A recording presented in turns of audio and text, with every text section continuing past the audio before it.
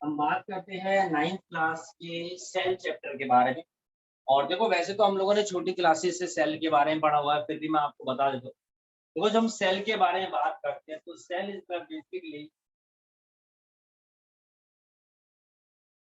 Smallest unit of life. Cell को smallest unit of life बोला जाता है and cell is the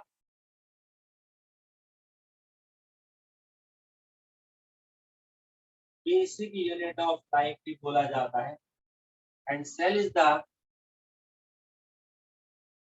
basic structural and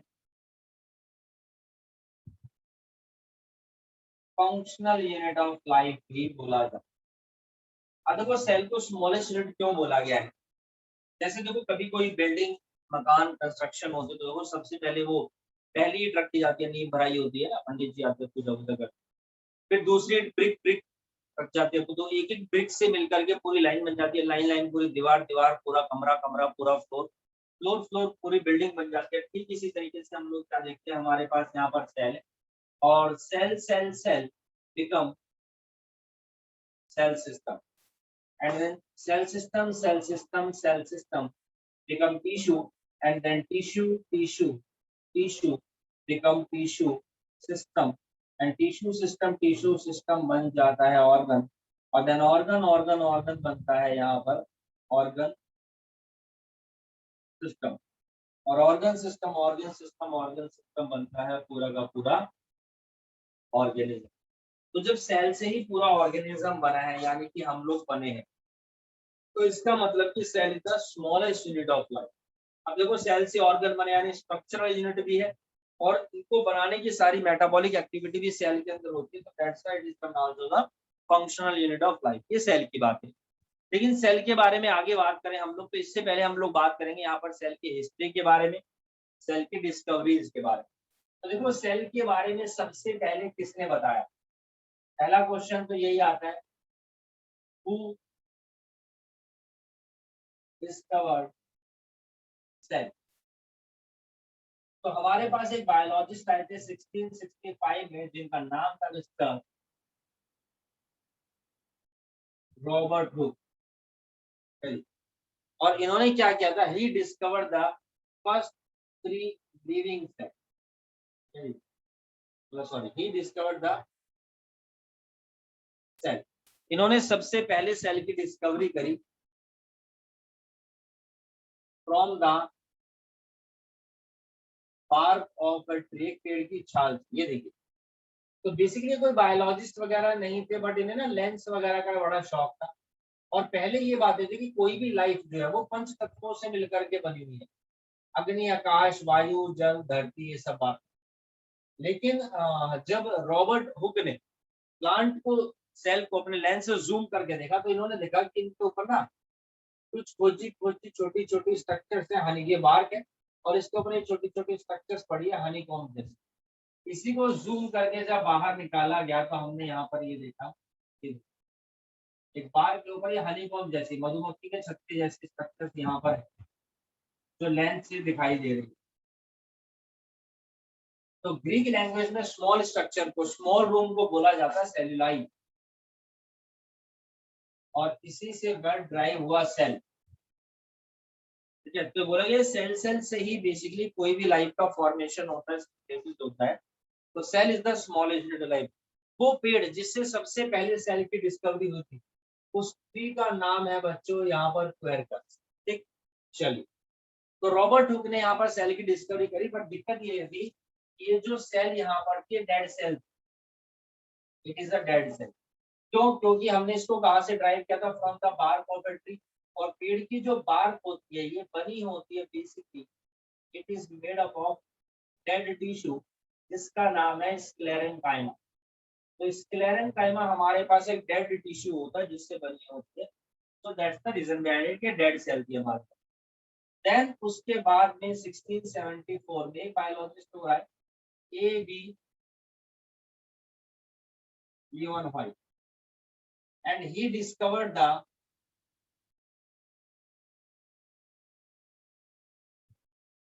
first free living cell.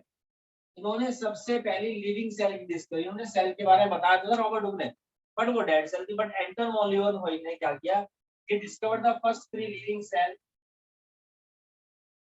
from pond water।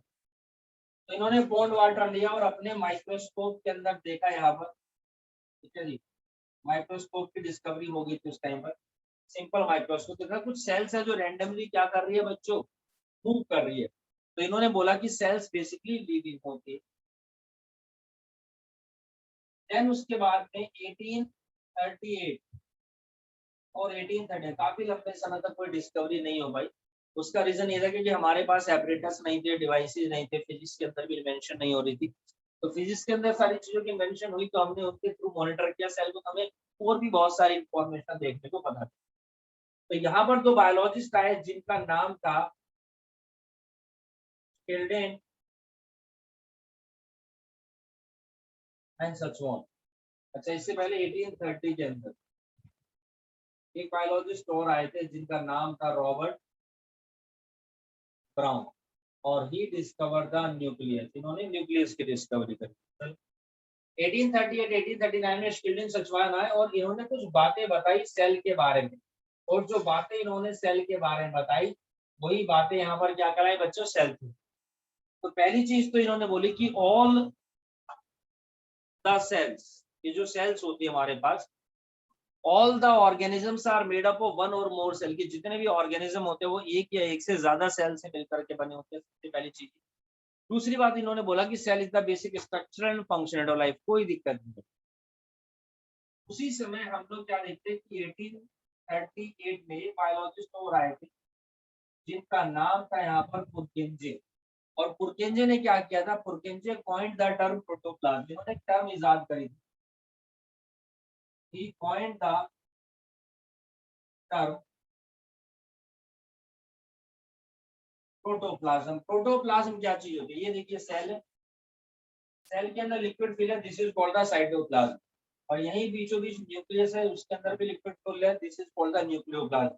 So the whole content of the cell including cytoplasm plus nucleoplasm is called the protoplasm. उसी को protoplasm बोलते हैं, and it is also called the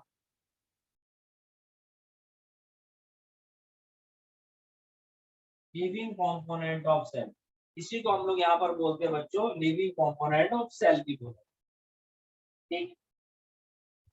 then 1855 में एक biologist और आए जिनका नाम था मिस्टर रुडोल्फ विर्च, और उन्होंने क्या किया, उन्होंने सेल थ्योरी को मॉडिफाई कर दिया बाय एडिंग समथिंग। इन्होंने एक बात और ऐड कर दी, इन्होंने बोला कि ऑल द न्यू सेल्स, जितनी भी नई सेल्स आती है, comes from pre existing cells. All the new sales comes from pre existing cells, सारी की सारी नई सेल प्री एग्जिस्टिंग सेल्स से आती है। और देन उसके बाद में 1940 के अंदर हमारे पास दो साइंटिस्ट आए, ठीक है, जिनका नाम था max knoll and Ernst Ruska. तो मैक्स नॉल और अर्नस्ट रस्का ने यहाँ पर बच्चों इन्वेंट किया इलेक्ट्रॉन माइक्रोस्कोप। और जब इन्होंने इलेक्ट्रॉन माइक्रोस्कोप को यहाँ पर डिस्कवरी करी, तो इलेक्ट्रॉन माइक्रोस्कोप एक ऐसी चीज है जो किसी भी चीज की इमेज को 30 to 40,000 टाइम ज्यादा जूम करके दिखा सकता है। और जब हमने इतने बड़े लेवल पे सेल को जूम करके देखा तो हमने देखा कि सेल के अंदर तो और भी बहुत सारी स्ट्रक्चर्स प्रेजेंट है जिनको ऑर्गेनीज बोला गया। सेल के अंदर और भी बहुत सारी ऑर्गेनीज होती है। सेल के अंदर सेल वॉल होती है, सेल मेम्ब्रेन होता है, लाइसोसोम्स होते हैं, राइबोसोम्स होते हैं, पेप्टोसोम्स होते हैं, डिप्लोसोम्स होते हैं, माइटोकॉन्ड्रिया है, एंडोप्लाज्मिक रेटिकुलम्स है, वैक्यूल्स है। ठीक है, एक एक करके हम इन सारे कंपोनेंट्स के बारे में बात करेंगे। लेकिन आगे बढ़ने से पहले हम लोग यहाँ पर बात करेंगे सेल की शेप के बारे में, सेल की साइज के बारे में, और सेल की टाइप के बारे में बात करेंगे। हम लोग यहाँ पर बात करते हैं सबसे पहले सेल के साइज के बारे में। तो सेल हमारे पास डिफरेंट डिफरेंट साइज में अवेलेबल है बेटा, ठीक है, सेल हमारे पास यहाँ पर डिफरेंट डिफरेंट साइज में अवेलेबल होती है। जैसे कि smallest cell in human, human के अंदर जो सबसे स्मॉलेस्ट सेल है दैट इज द स्पर्म। ठीक है, वो स्पर्म है जिसका साइज लगभग लगभग हम लोग यहाँ पर देखते हैं 1 to 3 नैनोमीटर। उसके बाद largest cell in human that is the female egg, इसका साइज 100 to 200 नैनोमीटर है। Longest cell in human it is a neuron,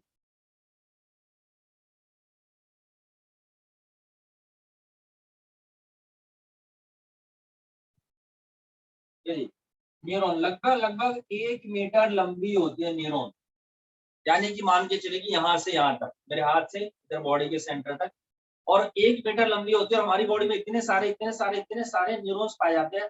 सोचो पूरी अर्थ का एक चक्कर लग सकता है 1 मीटर लंबा, तो कितनी सारी होती है, छोड़ो कितनी पतली होती है। Then smallest cell on earth, earth के ऊपर हमारे पास जो स्मॉलेस्ट सेल है it is a basically type of bacteria जिसका नाम है यहाँ पर mycoplasma. Mycoplasma is the smallest, बल्कि लिविंग सेल है, it is the smallest living cell on earth. ठीक है, और इसका साइज 0.1 to 0.3 नैनोमीटर। ठीक है, और ये एक ऐसी सेल है basically have lack cell wall, जिसके अंदर सेल वॉल नहीं पाई जाती। बेटा समझ रहे हैं, there is a black cell wall, इसके अंदर सेल वॉल नहीं पाई जाती। चलिए ठीक है, एक तरीके का बैक्टीरिया है। Largest cell on earth it is an ostrich egg, शुतुरमुर्ग का अंडा। तो एक सिंगल सेल ही होती है उस पूरे एग में, और वो लार्जेस्ट सेल है अर्थ के ऊपर, सिंगल सेल। अब मैं बात करता हूँ सेल के साइज के बारे के बाद सेल की शेप के बारे में। तो सेल हमारे पास डिफरेंट डिफरेंट शेप्स में अवेलेबल है, जैसे कि स्फेरिकल शेप होती है, RBC red blood cell. Rectangular cells होती है हमारे पास, यहाँ पर बोन सेल्स। डब्ल्यूबीसी होती है, इरेगुलर शेप सेल। ठीक है जी। स्पिंडल शेप होती है, इस तरह की शेप जो होती है वो स्पिंडल कहलाती है। Smooth muscle cell. इलोंगेटेड जो हमारे पास है यहाँ पर न्यूरॉन। चलिए, तो मेरे पास इलोंगेटेड शेप होती है।